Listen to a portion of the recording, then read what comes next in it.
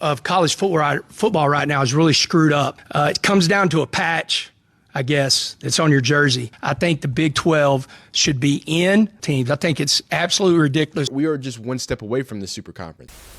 College football playoff rankings right before championship week are at, and a lot of people are very upset. Surprisingly, SEC fans are upset, and even Big 10 fans and ACC and even Big 12 fans. So today, what we're going to do is talk about and listen to Joey McGuire's comments on how the is affecting the college football playoff and really how it's affecting the greater overall product of college football and adding a lot of division awareness in the conference. We're going to look at some of the reactions to some of these fan bases and how they equate, leaving teams like South Carolina, BYU, and different things like that. And just giving them the raw end of the deal when Alabama is sitting pretty at number 11, which seems to be an auto bid at this point. And then after that, we're going to read y'all's comments. I made a video last night talking about the rankings. Y'all had a lot of strong opinions. We'll read y'all's comments, get into there, and then take that next step. Appreciate y'all watching these videos. If you like them, leave a like. If you don't, dislike it. Subscribe if you enjoy college football content and coverage. Let's hop right into Mr. Joe talking about some things. Hey, Texas Tech head coach had a lot to say. The video I have more of the video we're gonna watch on YouTube, but the first part's not here. So, and I think the narrative of college football right now is really screwed up, and I'm gonna kind of talk about that. It comes down to a patch, I guess, that's on your jersey, because stick with me. If Texas wins the SEC, that means a Big 12 team from last year won the SEC. From last year won the SEC. If Oregon wins the Big 10, that means a Pac-12 team won the Big 10. And if Arizona State, now whoever's playing, but Arizona State's got a chance to play in the Big 12 championship, so that means a Pac-12 team won the Big 12. And then if SMU wins the ACC, that means an American team won the ACC. So I think it's absolutely embarrassing what this football committee and, we got to back up what we need to do on the field so they get pissed off at me. But it's absolutely embarrassing what they're doing to this conference. And if they look at it that way and they sit there and say, who's playing the best football, who's the most competitive conference, who week in and week out, what you see on tape and how the games that you got to play, I think the Big 12 should be in. The Big 12 champion should be in the Final Four, right? And then when teams are talking about multiple teams, depending on who plays in that game, they should have multiple teams. I think it's absolutely ridiculous what is happening at that level with that committee, and just go back and think about that. I guess whenever you're a year away and you just change your patch on your jersey, that it actually means something, that you're in a different conference and that conference is all powerful. We all saw last night what the ACC did, to the team that's going into the championship of the SEC. Georgia Tech had played a great game. Got to watch every second of it, man, and I was rooting for them, especially because, the quarterback's, his dad's a great friend of mine, and he's such a special kid. But I just think we need to relook at this and quit looking at what patch and what logo it says on your jersey, what conference you're from, and look at the tape. Okay, so in so many words, he's calling out the SEC, and he's calling out the SEC bias, right? And I think it goes bigger than that. I don't think it's just an SEC bias. I think it's a name bias, right? Teams like Ohio State, teams like Michigan, even sometimes Notre Dame, right? There's a lot of teams that don't fit the bill of SEC team that still seem to get that, leverage when it comes to fan base money and ticket sales, right? If they can get as many eyeballs on the screen, that's why we're on a 12-team playoff right now, right? And I think that a lot of what's happening is, as we push this evolution of college football, we're going to leave behind the regionality, the passion, a lot of the things that instilled the originality of college football, and a lot of things that kind of held the sanctity of college football. So I want y'all to understand, because I'm a big person on this channel that's like, hey, I'm about evolution, I'm about using the transfer portal, I'm about NIL, I'm about all these things, but we do have to realize that there is a destruction of any sanctity at this point when we're just giving SEC teams levy, if we're giving big name teams. At that point, we are just one step away from the super conference, right? We added these 12 teams to think that, okay, well, now we're going to have a Mountain West team. Now we're going to have this. Now we're going to have, we do have a Mountain West team, right? We're going to have a Big 12 team maybe, but the conferences that are underrepresented are still going to be kind of underrepresented, right? And to his point, right, if Arizona State was in the Pac-12 doing this, they might be a conference championship at large. They might be unranked behind Boise State. Like, that could have been a real example. And the fact that, when we look at the rankings, and we'll pop in here, take a peek at it.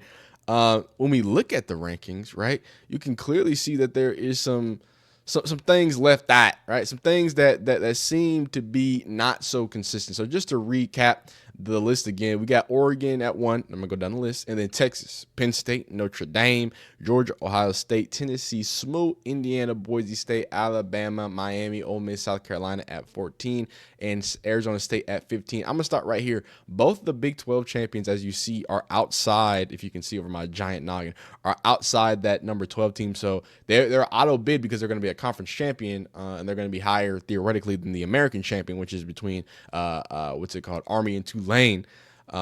So they'll be auto bidded in. They're just not gonna have their first round bye. They're gonna be the first. They're gonna be the 5th seed when it comes to it. Boise State's gonna get that first round bye if they handle business against UNLV. There is some craziness that can happen, specifically with the championship games. Again, you have the 16th and 15th right here. You still have Army, who can technically still sneak in if UNLV pulls off something crazy, right? But by and large, this is what you're looking at. And these teams that don't play conference champions, like Notre Dame, Ohio State, Tennessee, SMU still has to play the ACC championship. Indiana, they're about locked in. Alabama, sadly, that means Alabama, a 3-loss SEC team, is most likely going to lose. I mean, not lose, but get in there.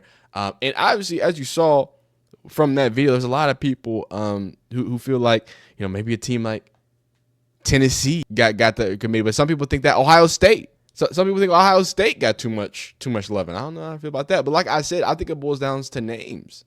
At the end of the day, it's just names, right? And if we take a peek at, I think everybody's biggest gripe, and I think it's got to be Alabama, right? Okay, my man CFP Resume Rankings. If you want to keep up with college football playoffs specifically and how things are shaking out, I think he does a really good job painting the full story of it. So there was strong data supported argument to have Alabama ranked over Miami. Better on raw resume, better on team strength, record versus subjective top 25, and record versus sub 500 teams are the wrong way to use data to support rankings. Apparently, that's what he says. Bummer to hear that from the committee chair. Wardy Emanuel came armed with data this week. Points out Alabama is a 3-1 versus top 25. Miami is 0-1. Alabama is 6-1 versus teams above 500. So that was kind of one of the committee's thought process. My man's like, that. There's strong data to have Alabama ranked over Miami, but the things talking about record and subjective, basically, it feels like the committee and us and the way that people who watch football look at it, even when you talk about the data nerds, like it seems like it's two different interpretations of data, right? It seems like it's two different polls. I'm kind of upset at, as much as I call Miami a fraud and whatever, I don't think Miami should be ranked behind Alabama. Like I get the 2 losses are bad. But then you talk about the adversity they've been through. Then you talk about being flawless for the time that they were. I think that winning and having less losses, that can give them some record. Here we go. It says a 3-loss team shouldn't make the CFP playoffs. Highest ranked 3-loss teams over the last 10 years in the college football rankings. Obviously, this is before the 12 team. But this is what people are saying, right? 2014, you had number 9, Ole Miss. 2015, number 12, Ole Miss. Number 7, Auburn as a 3-loss team.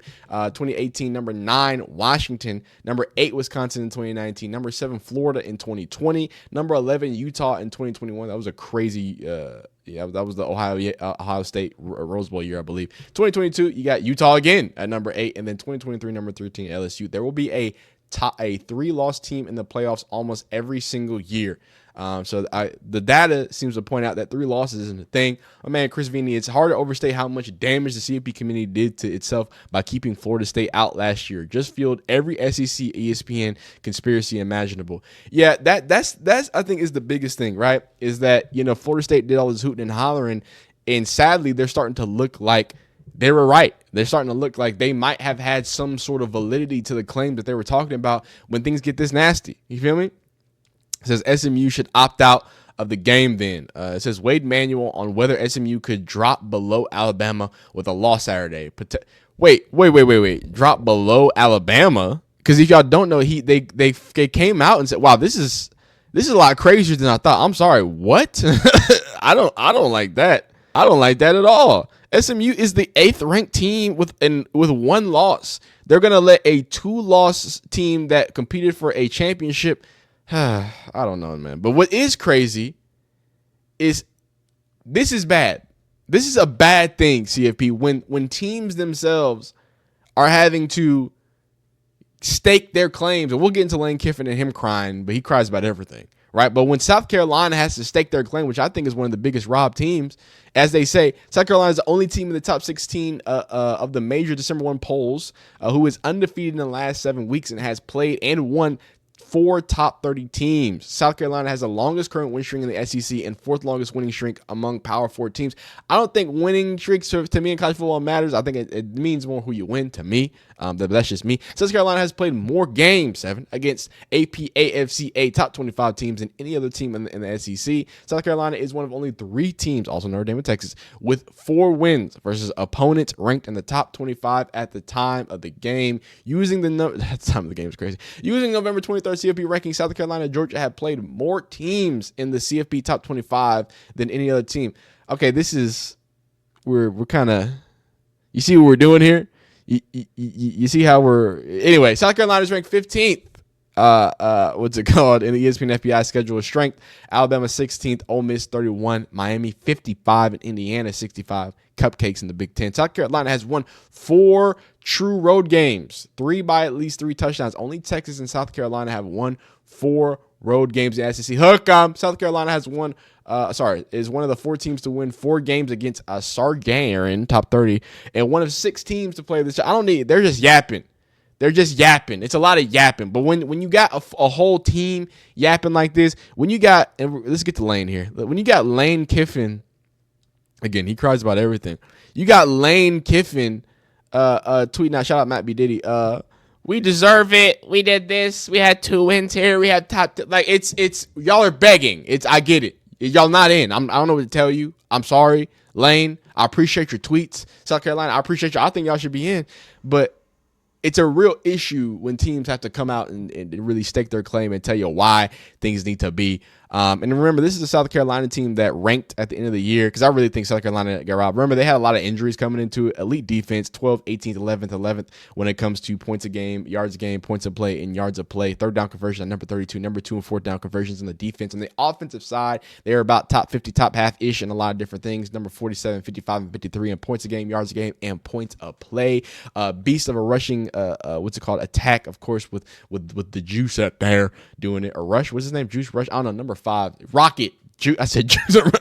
Rocket Sanders, who's an absolute dog. And then, of course, when Lenore Sellers got healthy, they were a train chewing in a different way. So here's the bracket and what it would look like. I think we talked about it. I think we picked about it. I'm going to ask y'all some things, and I'm going to read these comments and get up out of here. It says, they really be saving Bama for real. A Clemson win could knock Alabama out for sure, so don't get worked up. Sorry about it, but the committee guy already said, hey, if you don't play next week, you can't move backwards and forwards. That's what they said. I'm a USC fan. I think we could actually win a close game. We would be in there. Okay, let's go to these comments. SEC bias is crazy, and that's what everybody keeps thumping. Since its inception, I have never followed CFP rankings about money and politics, not wins and losses. Alabama in the top 12. That's one team, and the rest is ridiculous. There has to be a better way they could choose. I feel like I want y'all to understand. I'll let these. Oh my God, y'all can't even see the comments. I can't even see them. Y'all can't even see him. Y'all can't even see him. I'm gonna just kind of roll these. Y'all can read them. My final statements is, look, guys, people have been complaining. Missouri! Anyway, people have been complaining about, ranking since the BCS days, right? This is nothing new. It seems like every single time they rank, every single version they rank, they don't get it right, and I don't think they're ever going to get it right. So if I could have these closing statements for you beautiful commenters and all you amazing people who support my videos. First off, comment down below what team deserves to be in the playoffs. That's not in it, not in the top 12. And thank y'all for supporting these videos. Like it if you like it, dislike if you don't like, subscribe if you enjoy college football. But this committee will never get anything right, ever.